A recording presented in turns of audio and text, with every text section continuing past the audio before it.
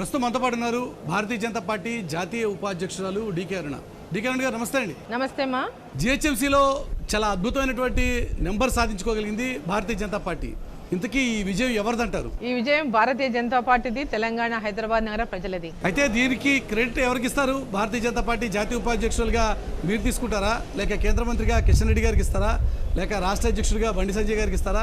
ఎవరిది క్రెడిట్ అంటే ఏ ఒక్కరిది అని కాదు, ఇక్కడ అందరు సమిష్టిగానే భారతీయ జనతా పార్టీలో అట్లా ఒక్కరిది కేసీఆర్ లాగా ఒక్కరనేది ఉండదు. ఇక్కడ అందరూ సమిష్టిగా పనిచేశారు, సమిష్టిగా కృషి చేశారు. ఎవరి శక్తి కొలది వాళ్ళందరూ కూడా ప్రోగ్రామ్ అంతా కూడా అంటే డివైడ్ చేసుకొని వర్క్ చేశారు. సో అందరూ భారతీయ జనతా పార్టీని ఎట్టి పరిస్థితుల్లో దుబ్బాకలో ఏ విధంగా అయితే గెలిపించారో అదేవిధంగా హైదరాబాద్ జిహెచ్ఎంసీ ఎన్నికలలో గెలవాలని ప్రజలు ఏదైతే కోరుకున్నారో అదేవిధంగా కార్యకర్తలు, నాయకులు అందరూ కూడా ఒక్కటై ఈ ఎలక్షన్లలో పనిచేశారు, విజయం సాధించారు. అయితే సెంటిమెంట్ అనేటువంటి ఒక అస్త్రాన్ని ఉపయోగించి ప్రజల్ని ఎమోషనల్గా రెచ్చగొట్టి భారతీయ జనతా పార్టీ నెంబర్ తెచ్చుకుంది అన్నది టీఆర్ఎస్ నాయకత్వం మిమీ చేస్తున్నటువంటి ఆరోపణ.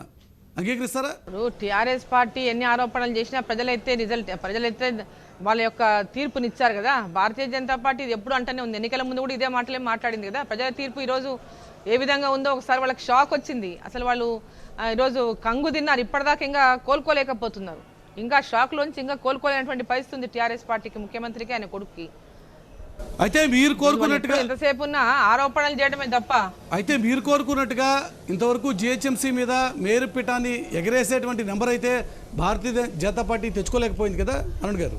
భారతీయ జనతా పార్టీకి మేయర్ సీటు మేము సాధించుకోవాలంటే 100కు పైన సీట్లు రావాలి, 103 సీట్లు రావాలి మాకు.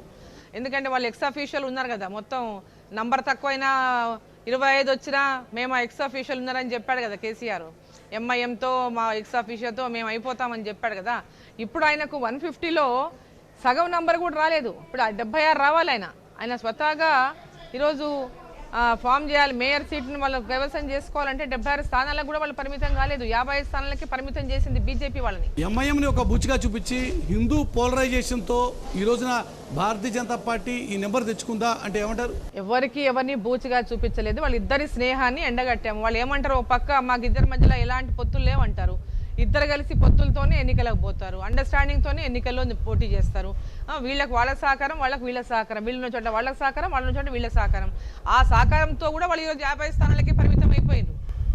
ఈరోజు కేవలం వాళ్ళు అన్ని రకాలుగా మతతత్వ రాజకీయాలని చేస్తున్నటువంటి పార్టీతో పొత్తు పెట్టుకొని అక్కడ నుంచి రెచ్చగొట్టేటటువంటి వ్యాఖ్యలు చేస్తున్నటువంటి ఎంఐఎం పార్టీ సోదరులను కూడా ఒక్కరోజు కూడా విమర్శించినటువంటి వీళ్ళు, ఒకరోజు కూడా వాళ్ళు అన్నటువంటి మాటలను ఖండించినటువంటి వీళ్ళు ఈరోజు బీజేపీ మీద అసలు ఆరోపణ చేసినటువంటి ఒక అర్హతనే వాళ్ళకి లేదు. కేటీఆర్ ఇచ్చినటువంటి స్టేట్మెంటు ఈ ఫలితాల తర్వాత ఇప్పుడు కొద్దిగా మా నెంబర్ తగ్గింది కానీ మేయర్ పీఠాన్ని ఖచ్చితంగా కైవసం చేసుకుంటాం, ఇంకా రాబోయే 2 నెలల సమయం ఉంది అన్నది కేటీఆర్ రియాక్షన్. కాబట్టి ఖచ్చితంగా టీఆర్ఎస్ఏ మేయర్ పీఠాన్ని కైవసం చేసుకుంటే భారతీయ జనతా పార్టీ ఏం చేస్తుంది? చైర్మన్ ఎన్నిక కోసం ఇంకా టైం ఉందన్నప్పుడు ఎన్నికలకు ముందుగా ఎందుకు పోయాడు ఆయన? ప్రభుత్వం ఎన్నికలు ఇంత ముందు ఎందుకు నిర్వహించాల్సి వచ్చింది? ఎందుకు అంత ఆదరాబాదరాగా అంత టైం కూడా ఎదుటంటే ప్రతిపక్ష మాకు సమయం కూడా ఇవ్వకూడదు, వీళ్ళు పుంజుకోకూడదు. హైదరాబాద్ నగరంలో దుబ్బాకలో కొట్టిన దెబ్బకు భయపడిపోయి హైదరాబాద్ నగరంలో ఏమాత్రం కూడా వీళ్ళకి అవకాశం ఇవ్వకూడదు అని అప్పటికప్పుడు నోటిఫికేషన్ ఇచ్చి 15 రోజుల లోపల ఎన్నికల ప్రక్రియను మొత్తం పూర్తి చేసినటువంటి అవసరం ఏమొచ్చింది? అంటే ఈ స్థానాలు కూడా వచ్చేవి కాదు. ఫిబ్రవరి వరకు కనుక వాళ్ళు ఆగి ఉంటే 55 కాదు 5కు పరిమితం అయిపోయి ఉండేవాళ్ళు. వాళ్ళు అయితే ఈ ఒక్క ఎన్నిక భయంతోనే కదా వాళ్ళు ఈరోజు ముందు ఎలక్షన్లకు పోయింది. అయితే ఈ ఒక్క ఎందుకు ఆగాల? డికేఎన్ గారు, ఈ ఒక్క ఎన్నికతో కాలేదు కదా, ఇంకా రాబోయే ఎమ్మెల్సీ స్థానాలకు సంబంధించిన ఎన్నిక ఉంది. అలాగే సాగర్లో అనుకోకుండా వచ్చినటువంటి ఎన్నిక, నోముల నరసింహ గారు చనిపోవడంతో వచ్చినటువంటి ఉప ఎన్నిక ఉంది. ఈ ఎన్నికల్లో భారతీయ జనతా పార్టీ వ్యూహం ఏంటి? ఖచ్చితంగా విజయ పరంపర కొనసాగిస్తుంది. ఈరోజు దుబ్బాకలో పునాది పడింది, ఈ విజయ పరంపర ఇట్లనే కొనసాగుతుంది, ఆగదు. ఈరోజు రేపు రాబోయే ఎమ్మెల్సీ 2 స్థానాలు కానీ, అదేవిధంగా నాగార్జున సాగర్ ఉప ఎన్నిక వస్తే ఉప ఎన్నిక కానీ, అదేవిధంగా రేపు జరగబోయేటటువంటి వరంగల్ కానీ, ఖమ్మం కానీ, అక్కడ ఉన్నటువంటి మున్సిపాలిటీ ఎన్నికల్లో కూడా, అక్కడ ఉన్నటువంటి కార్పొరేషన్ ఎన్నికలు కానీ ఈ విజయ పరంపరను ఇంకా ఆగదు, ఇలాగే కొనసాగుతుంది. హైదరాబాద్లో అయితే హిందూ పోలరైజేషన్ ప్రయత్నం చేసింది భారతీయ జనతా పార్టీ అన్న ఆరోపణ ఎదుర్కొన్న సందర్భంలో ఎంఐఎంని ఒక బుచ్చిగా చూపించి పాత బస్తీ మీద సర్జికల్ స్ట్రైక్ చేస్తామని ఎంఐఎంని టార్గెట్ చేస్తూ చేసిన ప్రకటన వల్ల మీకు రిజల్ట్ పెరిగితే ఖమ్మంలో కావచ్చు, వరంగల్లో కావచ్చు, మరి ఏ అస్త్రాన్ని ఉపయోగిస్తారు? దుబ్బాకలో ఎందుకు వేశారు ప్రజలు ఓటు? గ్రామీణ ప్రాంతాల ప్రజలు ఎందుకు అక్కడ దుబ్బాకలో బీజేపీకి విజయాన్ని అందించారు? ఈరోజు వాళ్ళు ఆ విధంగా వాళ్ళు సొంతంగా చెప్పుకొని ఏదో వాళ్ళ ఆత్మను వాళ్ళను సాటిస్ఫై చేసుకోవడమే, సెల్ఫ్ సాటిస్ఫాక్షన్ కోసం వాళ్ళు మాట్లాడుతూ ఉన్నారు. ఈరోజు తెలంగాణ ప్రజలంతా కూడా బీజేపీ వైపే చూస్తూ ఉన్నారు. నరేంద్ర మోడీ గారి నాయకత్వంలో ఈరోజు తెలంగాణలో కూడా బీజేపీ అధికారంలోకి రావాలనేటటువంటి ఒక ఆకాంక్ష తెలంగాణ ప్రజల్లో ఉంది. దానికోసం వెయిట్ చేస్తూ ఉన్నారు. ఆ దాంట్లో భాగంగానే ఇక్కడ నుంచి వాళ్ళు ప్రజల యొక్క తీర్పు దుబ్బాక నుంచి ప్రారంభమైంది. తెలంగాణలో ఆల్టర్నేట్ బీజేపీని అధికారంలోకి రావాలి, తెలంగాణలో కూడా మార్పు చేయాలి, మార్పు కావాలి, మార్పు రావాలని ప్రజలు కోరుకుంటున్నటువంటి నేపథ్యంలోనే జిహెచ్ఎంసీ ఎన్నికల్లో హైదరాబాద్ నగరంలో అంటే తెలంగాణ మొత్తంగా అన్ని జిల్లాల ప్రజలు హైదరాబాద్ నగరంలో ఉంటున్నారు. అమిత్ షా నుంచి మొదలు పెడితే ఇంతమంది కేంద్ర మంత్రులు వచ్చినా, మీ పార్టీకి సంబంధించిన జాతీయ నాయకత్వం అంతా కూడా వచ్చినా అల్టిమేట్గా మీరు కోరుకున్నటువంటి లక్ష్యం ఏదైతే ఉందో మేయర్ పీఠాన్ని దక్కించుకోవడం, అదైతే బీజేపీ సాధించుకోలేకపోయిందిగా, అది ఫెయిల్యూర్ అని అంగీకరిస్తారా? ఇది ఫెయిల్యూర్ కాదు. 4 స్థానాల నుంచి ఈరోజు 48 స్థానాలకు ఎదిగినాం.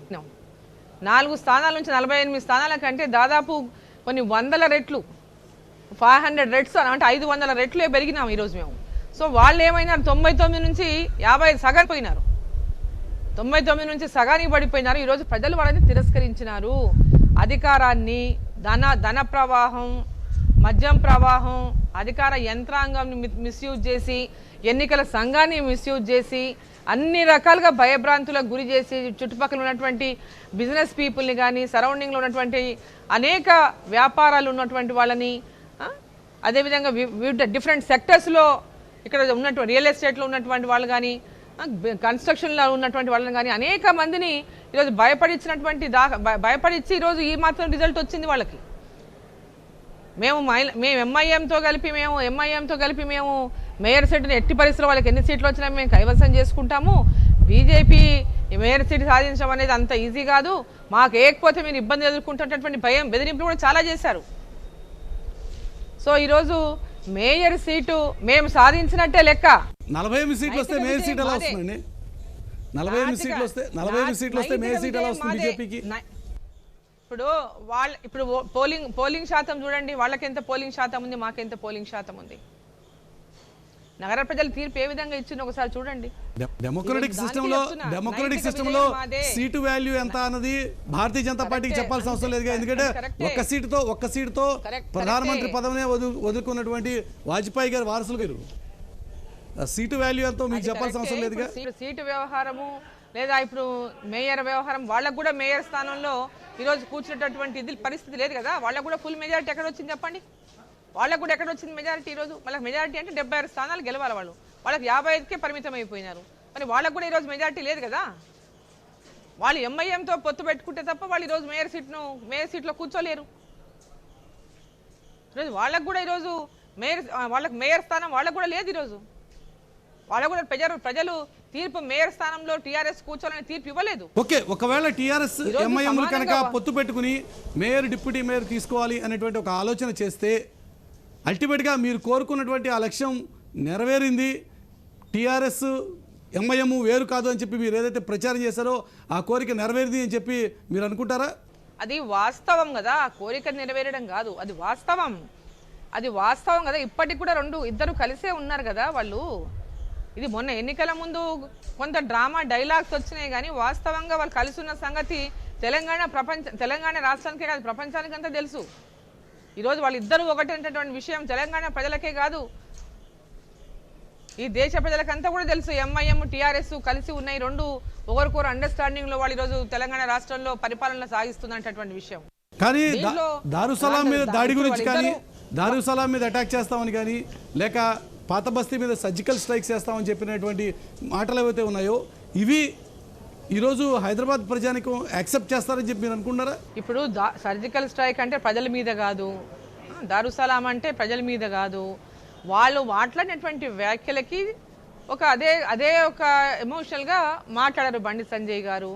ఇక్కడ ఉన్నటువంటి సమాధులు కూలగొడతామనేటటువంటి వాళ్ళు మాట్లాడడము, పివి నరసింహరావు గారి సమాధి కానీ, ఎన్టీ రామారావు గారి సమాధి కానీ కూలగొడతామనేటటువంటి అనవసరమైనటువంటి మాటలు మాట్లాడినప్పుడు ఏదో ఎమోషనల్గా ఇక్కడ నుంచి కూడా రాజకీయ పరంగా ఒక కామెంట్, ఒక అంటే డైలాగ్ అక్కడ పోయింది అంతే తప్ప ఇక్కడ సర్జికల్ స్ట్రైక్ చేస్తామంటే ప్రజల మీదే చేస్తాం ఆ స్ట్రైక్. సర్జికల్ స్ట్రైక్ ఎవరి మీద చేయాలో వాళ్ళ మీదనే చేస్తారు. అయితే ఇక్కడ భాగ్యలక్ష్మి టెంపుల్ అనేటువంటి అంశాన్ని పదే పదే ఎన్నికల్లో ఉపయోగించడం జరిగింది. స్వయంగా బండి సంజయ్ గారు వెళ్ళారు, అమిత్ షా గారిని అక్కడికి తీసుకువెళ్ళారు. అంటే భాగ్యలక్ష్మి టెంపుల్ని ఈ రోజున ఒక పొలిటికల్ ఇష్యూగా మార్చేటువంటి ప్రయత్నం భారతీయ జనతా పార్టీ తెలంగాణలో చేయదలుచుకుందా? ఇప్పుడు భారతీయ జనతా పార్టీ ఏది చేసినా దాన్ని దానికి రంగుల మీద అలవాటు అయిపోయింది అన్ని రాజకీయ పార్టీలకు కూడా. అది కరెక్ట్ కాదు. భాగ్యలక్ష్మి టెంపుల్ అనేది కొత్తగా నిర్మాణం జరిగింది కాదు, ఇప్పుడు అక్కడ కొత్తగా పోయేది కాదు. ఎలక్షన్ల సమయంలో పోతున్నారు కాబట్టి దానికి అంత పెద్ద ఎత్తున దానికి ప్రచారం కల్పించడం జరిగింది. భాగ్యలక్ష్మి టెంపుల్ ఎక్కడుంది? అది హైదరాబాద్ నగరంలో ఉంది, చార్మినార్లో ఉంది. ఇప్పుడేం కొత్తగా ఈరోజు ఇప్పటి నుంచి ఉన్నటువంటి టెంపుల్ కదా, కొన్ని వందల సంవత్సరాల ముందు నుంచి ఉన్నటువంటి టెంపుల్ అది. అక్కడ దర్శనం చేసుకోవడము, అమ్మ భాగ్యలక్ష్మి దేవి యొక్క ఆశీర్వాదాన్ని తీసుకోవడము, వాళ్ళందరూ కూడా ఆ విధంగా మాట్లాడడం అనేది సరికాదు కదా. జాతీయ రాజకీయాల్లో రామ మందిరం, తెలంగాణ రాజకీయాల్లో భాగ్యలక్ష్మి మందిరం, ఇది భారతీయ జనతా పార్టీ ఎజెండానా? ఇప్పుడు రామ మందిరం ఆల్రెడీ స్టార్ట్ అయిపోయింది, దాని గురించి ఇక డిస్కషన్ లేదు. రామ మందిరం నిర్మాణం జరుగుతూ ఉంది, ప్రారంభం అయిపోయింది. ఇప్పుడు భాగ్యలక్ష్మి టెంపుల్ అక్కడ ఆల్రెడీ ఉంది, కానీ ఇప్పుడు కొత్తగా అక్కడ కట్టేది లేదు కదా. Already that is the temple is there. దాని గురించి ఇక్కడ అసలు దాని గురించి కాంట్రవర్సీగా మాట్లాడాల్సినటువంటి అవసరం ఏముంది టీఆర్ఎస్ పార్టీ నాయకులకు కానీ ఇంకోరికి కానీ? అయితే ఈ ఎన్నికల సందర్భంలో వాళ్ళు ఏమైనా రాజకీయం చేయదలుచుకున్నారేమో. దీంతో పాటుగా ఈ ఎన్నికల సందర్భంలో అధికారుల్ని పదే పదే భారతీయ జనతా పార్టీ టార్గెట్ చేసింది. డీజీపీ నుంచి మొదలుకొని స్టేట్ ఎలక్షన్ కమిషనర్ వరకు అందరినీ కూడా టార్గెట్ చేసింది. ఎందుకు అధికారులను టార్గెట్ చేశారు అంటే ఏం చెప్తారు? ఇప్పుడు అధికారులు కూడా ఆ విధంగా వన్ సైడ్గా వ్యవహరించారు. వాళ్ళు కేవలం అధికార పార్టీకి ఒక వన్ సైడ్గా వ్యవహారం చేయబట్టే ఆ విధంగా కమెంట్స్ చేయాల్సి వచ్చింది. ఇప్పుడు స్వయంగా డీజీపీ గారు బయటకు వచ్చి హైదరాబాద్లో విధ్వంసాలు జరిగేటటువంటి అవకాశం ఉంది అని చెప్పారు. ఆ విధంగా మాట్లాడడం అనేది ముఖ్యమంత్రి గారు అంతకుముందు రోజు మాట్లాడారు, నెక్స్ట్ డే డీజీపీ గారు మాట్లాడారు. అంటే వాళ్ళు చెప్పిన దానికి మరి వీళ్ళు అంటే సేమ్ రిపీట్ చేసిందంటే దాన్ని రాజకీయమైనటువంటి దీనిగా తీసుకోవాలా, మరి వేరే రకంగా తీసుకోవాలి? ఈరోజు ఒక పక్క రెచ్చగొట్టేటటువంటి వ్యాఖ్యలు చేస్తున్నటువంటి వాళ్ళ మిత్రపక్షాన్ని గురించి ఏమో నో రిప్యూ మాట్లాడరు. భారతీయ జనతా పార్టీ మాట్లాడితేనేమో విధ్వంసాలు సృష్టిస్తుంది, ఇక్కడ ఏదో జరిగిపోతుంది, ఏదో అన్యాయం అయిపోతుంది, హైదరాబాద్ ఏదో గొడవలు సృష్టిస్తారంటటువంటి అపోహను, అబద్ధాల ఒక క్రియేషన్ని స్వయంగా పోలీస్ అధికారులు చేసినారు. సో అది ఏమాత్రం కూడా కరెక్ట్ కాదు కదా. ఆ విధమైనటువంటి భయాన్ని హైదరాబాద్ నగరంలో స్వయంగా పోలీసులే సృష్టించడం అంటే అది దానికి అర్థం ఏమన్నట్టు? ఇండైరెక్ట్గా అధికార పార్టీకి సపోర్టింగ్గా మాట్లాడినట్టే కదా. అంటే వాళ్ళు చెప్తున్నటువంటి కానీ వీళ్ళు ఎండార్స్ చేసినట్టే కదా. అది కరెక్ట్ కాదు కదా ఆ విధంగా చేయడం. భారతీయ జనతా పార్టీ అభ్యర్థుల విజయాన్ని డీజీపీకి, ఎస్ఈసికి అంకితం చేస్తున్నామని చెప్పి బండి సంజయ్ గారు చేసినటువంటి వ్యాఖ్యల ఆంతర్యం అంటే ఏం చెప్తారు? అంటే ఎన్నికల సంఘం కూడా పూర్తిగా ఒక పప్పెట్ లాగా వ్యవహరించింది. ఇప్పుడు అధికార యంత్రాంగాన్ని అంతా కూడా మిస్యూజ్ చేశారని చెప్తున్నది అందుకే కదా. అధికార ఎన్నికల సంఘం రాత్రి సర్క్యులర్ ఇష్యూ చేస్తుందా మరుసటి రోజు కౌంటింగ్ ఉంటే? అసలు ఎక్కడైనా జరిగిందా? ఎక్కడైనా ఉందా ఇది? అలాంటిది ఏదైనా ఉంటే ఎన్నికల పోలింగ్ కంటే ముందు మీరు ఆ సర్క్యులర్ ఇష్యూ చేయాల్సిందే. ఏ రకంగా ఓటు వేసినా, ఏ గుర్తు పెట్టినా, దేనితోన పెట్టినా మేము అవన్నీ ఓట్లు చెల్లుతాయని. మరి ఎన్నికల రోజు కౌంటింగ్ ముందు రోజు రాత్రి ఇవ్వాల్సిన అవసరం ఏమొచ్చింది? దేశం ఇవ్వాల్సి వచ్చింది. రైట్గా అధికార యంత్రాంగం, పోలీస్ యంత్రాంగం, ఎన్నికల సంఘం అంతా కూడా వన్ సైడెడ్గా పనిచేసినట్టుగా చాలా స్పష్టంగా మన కళ్ళకు కనపడతా ఉంటే ఎక్కడ పడితే అక్కడ టీఆర్ఎస్ పార్టీ వాళ్ళు అడ్డగోలుగా వెహికల్స్ బండ్లలో తిరుక్కుంటూ మంత్రులు, ఎమ్మెల్యేలు అడ్డగోలుగా డబ్బులు పంచి బీజేపీ కార్యకర్తల మీద దాడులు చేస్తే వాళ్ళ మీద ఎలాంటి చర్యలు లేవు. కనీసం వాళ్ళని బైండ్ ఓవర్ చేయలేదు. వాళ్ళ మీద కనీసం ఇండ్లకి వెళ్ళకుండా కనీసం హౌస్ అరెస్ట్ కూడా చేయకుండా విచ్చలవిడిగా వాళ్ళని తిరగనిచ్చిండ్రు. బీజేపీ పార్టీ కార్యకర్తల పైన ఎక్కడ పడితే అక్కడ వాళ్ళ మీద దౌర్జన్యం చేసిండ్రు, ఎక్కడ పడితే అక్కడ కేసులు పెట్టిండ్రు, బైండ్ ఓవర్లు చేసిండ్రు. మరి ఇదంతా దేనికి సంకేతం? మీరు ఇచ్చినటువంటి కమిట్మెంట్స్ గురించి అడిగితే ఎన్నికల సందర్భంలో భారతీయ జనతా పార్టీ జీహెచ్ఎంసీ ప్రజలకు అనేక వాగ్దానాలు ఇచ్చింది. కేంద్రం నుంచి విస్తృతంగా నిధులు తీసుకొస్తామని చెప్పింది. ఇప్పుడు ఆ నిధులు వస్తాయా, లేక మేము అధికారంలో రాలేదు కాబట్టి ఆ హామీలన్నీ తూచంటారా? వినండి, మేయర్ స్థానం మాకుంటే మున్సిపల్ జీహెచ్ఎంసీ నుంచి మాకు కొంత చేయడానికి అవకాశం ఉండేది. ఇప్పుడు నిధుల గురించి, హైదరాబాద్ డెవలప్మెంట్ గురించి ఖచ్చితంగా కేంద్ర ప్రభుత్వం నుంచి పెద్ద ఎత్తున నిధులు తీసుకొస్తాం. హైదరాబాద్ నగర అభివృద్ధికి తప్పకుండా పనిచేస్తాం. భారతీయ జనతా పార్టీ అంతర్గత విషయాల గురించి అడిగితే బండి సంజయ్ గారు కంపారిటివ్గా లక్ష్మణ్ గారి కంటే కూడా లేక కిషన్ రెడ్డి గారి కంటే కూడా జూనియర్. మీరు వేరొక పార్టీ నుంచి వచ్చి భారతీయ జనతా పార్టీతో అసోసియేట్ అయ్యారు. ఇట్లాంటి మిక్స్ అండ్ మ్యాచ్ అంతా కూడా కలిసి పనిచేసేటువంటి వాతావరణం ఉంటుందా రాబోయే కాలంలో? ఖచ్చితంగా ఉంటుంది. తెలంగాణ రాష్ట్రంలో బీజేపీ పార్టీని అధికారంలోకి తేవడమే లక్ష్యంగా అందరూ కలిసి చిన్న పెద్ద తేడా లేకుండా అందరూ కలిసి పనిచేస్తారు. ఇక్కడ చిన్న కార్యకర్త, పెద్ద లీడరు, చిన్న లీడర్ అనేది లేదు.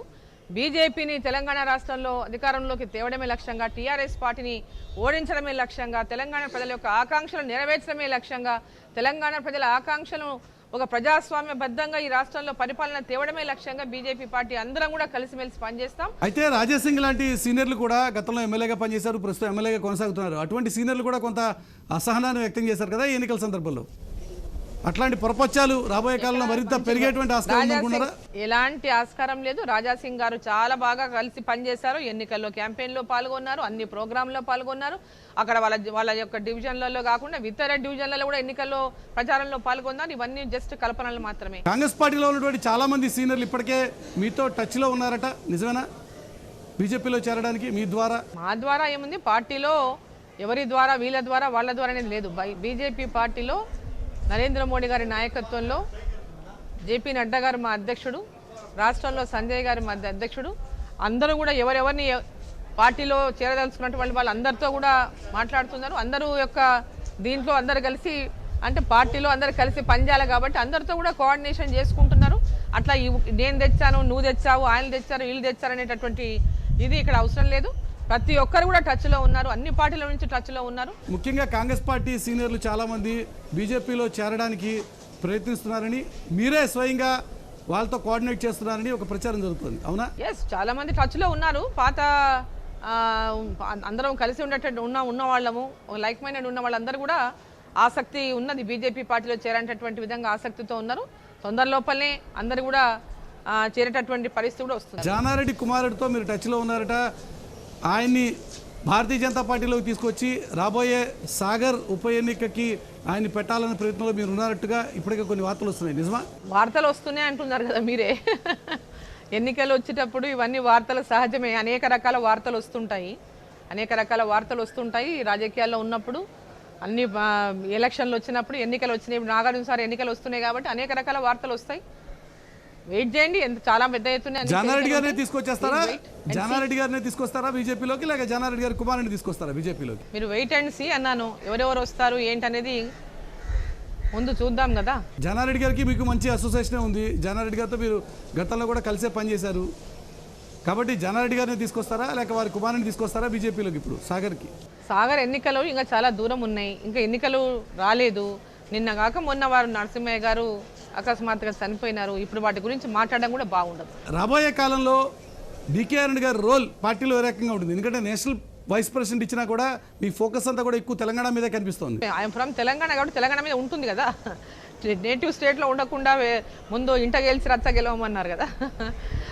కర్ణాటకలో కూడా కోయిన్ఛార్జ్గా ఉంటూ తెలంగాణ రాష్ట్రంలో పార్టీని క్షేత్ర స్థాయి నుంచి అందరం కలిసి బలోపేతం చేయడమే లక్ష్యంగా పనిచేస్తాం. కాంగ్రెస్ పార్టీ నుంచి చాలా మంది సీనియర్లు తీసుకొచ్చి విత్ ఇన్ ద పార్టీ మీ పట్టు పెంచుకునేటువంటి ప్రయత్నం చేస్తున్నారా? మీకంటూ ఒక గ్రూప్ని, వర్గాన్ని తయారు చేసుకునే ప్రయత్నంలో ఉన్నారా?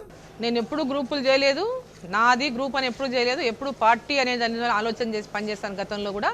ఇప్పుడు కూడా పార్టీ అనే లక్ష్యంతోనే పనిచేస్తాము. గ్రూపులు కానీ ఇండివిజువల్గా అట్లాంటి ఇది ఎప్పుడూ లేదు, ఈ రోజు కూడా లేదు. భారతీయ జనతా పార్టీ ఒకవేళ రాబోయే కాలంలో అధికారంలోకి వస్తే తెలంగాణ రాష్ట్రంలో డీకే అరుణ్ గారు ముఖ్యమంత్రి రేసులో ఉంటారా? తెలంగాణ రాష్ట్రంలో మొట్టమొదటగా బీజేపీ పార్టీని అధికారంలోకి తేవడానికి అవసరమైనటువంటి అన్ని రకాల పోరాటం మేము చేసి అధికారంలో తెచ్చుకోవాల్సినటువంటి అవసరం ఉంది. ఇక్కడ నిర్ణయాలు చేసేది ఇక్కడ మేము కాదు, నేను కోరుకుంటున్నా, నువ్వు కోరుకుంటున్నా, మీరు ఆశిస్తున్నారా, చేస్తున్నా ఇక్కడ ఇష్యూ కాదు. భారతీయ జనతా పార్టీ ఒక జాతీయ పార్టీ ఎవరిని ఎక్కడ ఎవరి నిర్ణయాలు పార్టీ నిర్ణయం తీసుకుంటుంది. Thank you so much DK Arun గారు, టీవీ కోసం సమయాన్ని కేటాయించేందుకు, అభిప్రాయాలు తెలియజేసేందుకు. ఇది భారతీయ జనతా పార్టీ జాతీయ ఉపాధ్యక్షురాలు డీకే అరుణ్తో ఎన్కౌంటర్. నెక్స్ట్ వీక్ ఎన్కౌంటర్ మళ్ళీ కలుసుకుందాం. చూస్తూనే ఉండండి టీవీ 9.